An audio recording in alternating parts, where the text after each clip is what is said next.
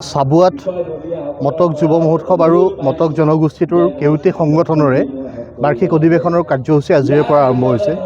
খিলঞ্জীয়া ভূমিপুত্ৰ মটক জনগোষ্ঠীটোৰ উত্তৰণৰ কাৰণে আটাইকেইটা সংগঠনে সামাজিকভাৱে সক্ৰিয় হৈ কাম কাজ কৰি আহিছে আৰু আমি সদৌ অসম ছাত্ৰ সন্থা পৰিয়ালটোৱে তেওঁলোকৰ লগত একেলগে কাম কাজ কৰি আহিছোঁ আৰু আজিৰ এই অনুষ্ঠানত অংশগ্ৰহণ কৰিলোঁ। জনগোষ্ঠীটোৰ বিভিন্ন স্থানৰ পৰা লোক আহি ইয়াত উপনীত হৈছে, সকলো ইয়াত উপস্থিত হৈছে। এই সকলোৱে ইয়াত অসমীয়া জাতিটোৰ সকলো কথা বতৰা ইয়াত আলোচনা হ'ব তেওঁলোকৰ অধিৱেশনৰ থলীত।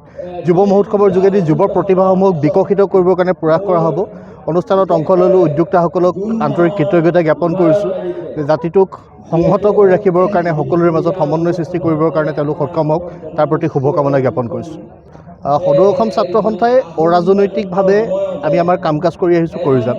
এটা প্ৰভাৱ গোষ্ঠী হিচাপে সদৌ অসম ছাত্ৰ সন্থাই সকলো সময়তে অসমৰ জনসাধাৰণৰ অভিভাৱকত্বৰে কাম কাজ কৰি আহিছে আৰু শেহতীয়াকৈ অসমত নিৰ্বাচনী বতাহ বলিবলৈ আৰম্ভ হৈছে।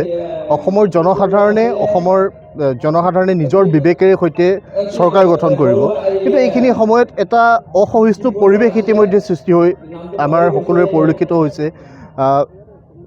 বিদেশী অবৈধ যিসকল সন্দেহজনক নাগৰিক সেইসকলৰ উত্থান অসমত ঘটিছে। তেওঁলোকে আগ্ৰাসী মনোভাৱেৰে সৈতে আমাৰ ভূমি বেদখল কৰিছে, সত্ৰৰ ভূমি বেদখল কৰিছে।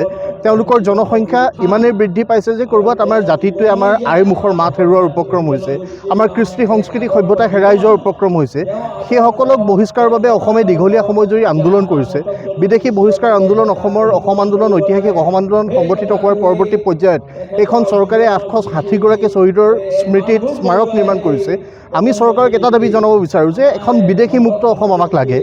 শ্বহীদসকলৰ প্ৰতি প্ৰকৃত শ্ৰদ্ধা তেতিয়া নিবেদন কৰা হ'ব যেতিয়া এখন বিদেশীমুক্ত অসম হ'ব। বিদেশী ভোটাৰৰ নাম নথকা, সন্দেহজনক নাগৰিকৰ নাম নথকা এখন ভোটাৰ তালিকাৰে সৈতে যেতিয়া অসমত নিৰ্বাচন অনুষ্ঠিত হ'ব, তেতিয়া শ্বহীদসকলৰ প্ৰতি কৃতাৰ্থত শ্ৰদ্ধাঞ্জলি নিবেদন কৰা হ'ব।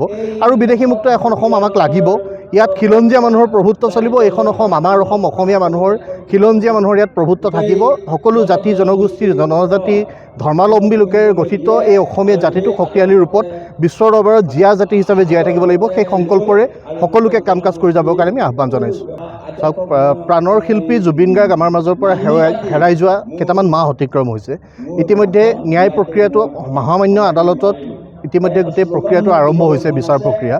আমি আশা কৰিম যিসকল লোক দোষী, যাৰ দুখৰ ফলত, যাৰ গাফিলতিৰ ফলত আমি আমাৰ প্ৰাণৰ শিল্পীগৰাকীক হেৰুৱাব লগা হ'ল, সেই প্ৰত্যেকগৰাকী দোষীয়ে কঠোৰৰ পৰা কঠোৰতম শাস্তি পাব লাগিব। চৰকাৰে ইতিমধ্যে SIT গঠন কৰি দিছিল, চাৰ্জশ্বিট দাখিল হৈছে আৰু এই চাৰ্জশ্বিটৰ আধাৰত যাতে প্ৰত্যেকগৰাকী যি অভিযুক্ত কঠোৰৰ পৰা কঠোৰতম শাস্তি পায় সেয়া নিশ্চিত হ'ব লাগিব।